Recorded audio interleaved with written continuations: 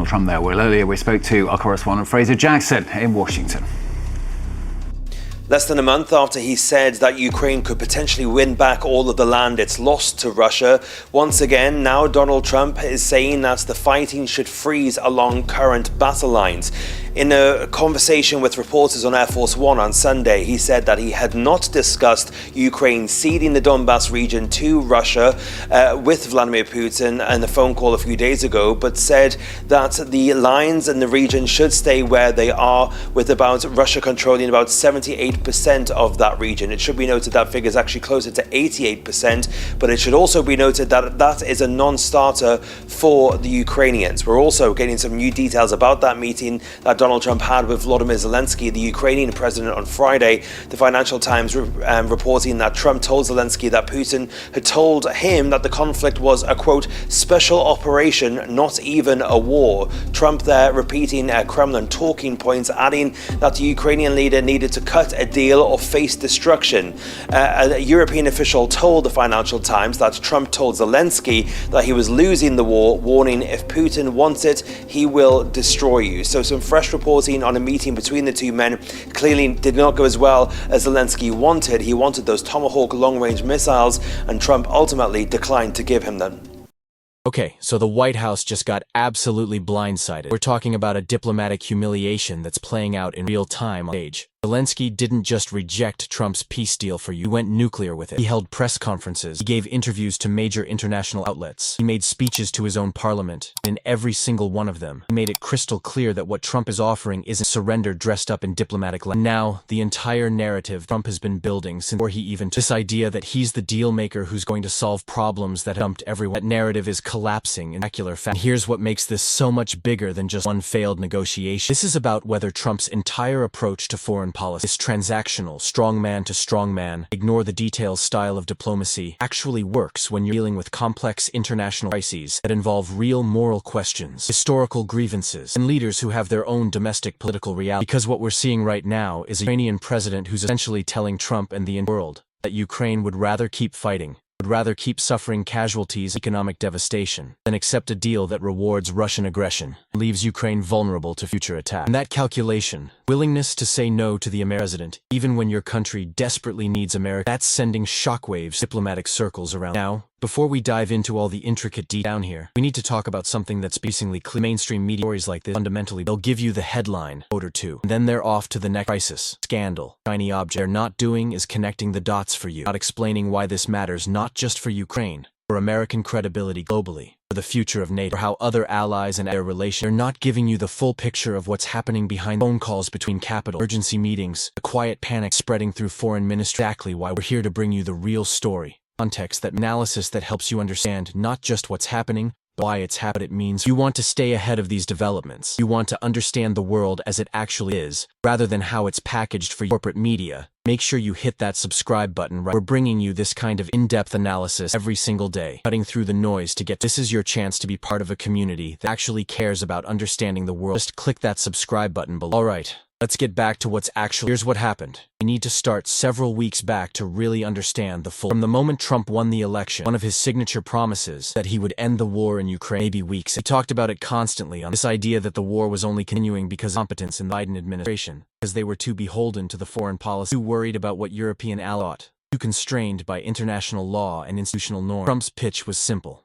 He would call Putin, call Zelenskyy. He'd cut through all the diplomatic niceties, and he'd get a deal done. Just like that. Problem solved. But when Trump took office, that's exactly what his team started trying. They began working on what they were calling a comprehensive peace framework. The details were kept extremely close hold at first. The administration didn't want leaks, didn't want the foreign policy establishment weighing in, didn't want Congress getting involved before they had something concrete. But as these things always do, details started leaking out. What emerged was a framework that, from Ukraine's perspective, less like a peace deal, more like a blueprint for broad outlines supported by multiple sources and confirmed by Ukrainian officials who involved several key elements. First, Ukraine would have to accept a ceasefire along current lines of control, which would mean Russia keeps roughly 20% of Ukrainian territory, including Crimea, large parts of Donetsk, and significant portions of Kherson region. Second, Ukraine would have to agree not to join NATO, potentially for decades, and instead accept some kind of alternative security guarantee, all far short of the Article 5 protection. Third, there would be a timeline for negotiation, final status of extremely compressed, basically forcing Ukraine to negotiate under pressure. Russian force. Fourth,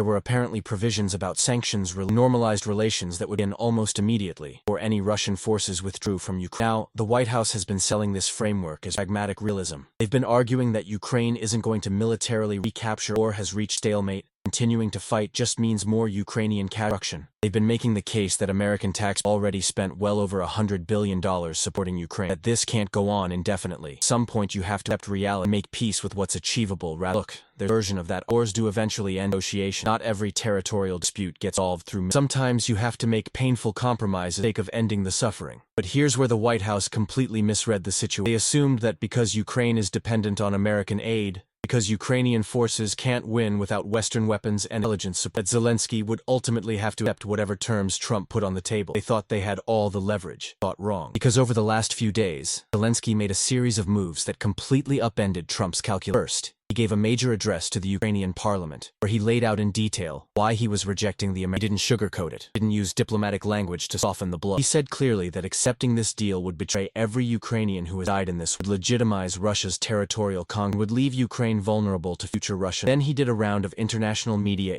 made his case directly to audiences in States, Europe, other countries. He framed his rejection not as being ungrateful not as being unrealistic or maximalist demands, but as standing up for basic principles that the United States itself has historically championed: sovereignty, territorial integrity, the idea that international borders can't be, the principle that aggression should have consequences rather than reward. He pointed out correctly that the United States and its allies have built an entire post-World War II international order on these, that abandoning them now, in the case of Ukraine, would fundamentally undermine that or come back to haunt American interests. Here's the really interesting. Zelenskyy didn't just make a moral case. He made a strategic case that was clearly designed to appeal to different constituencies, states in Europe, to American conservatives who were skeptical of Ukraine aid, worried about China. He pointed out that accepting Russian territorial conquest in Ukraine would send a signal to aggressive moves against willing to be persistent enough. To Republicans who care about American credibility and strength, he argued that forcing allies to accept bad deals damages American standing far more than continuing to support them would. The European allies who are worried about their own security, he made it clear that Ukraine is the front line of European defense, that a bad peace Russia in a position to attack again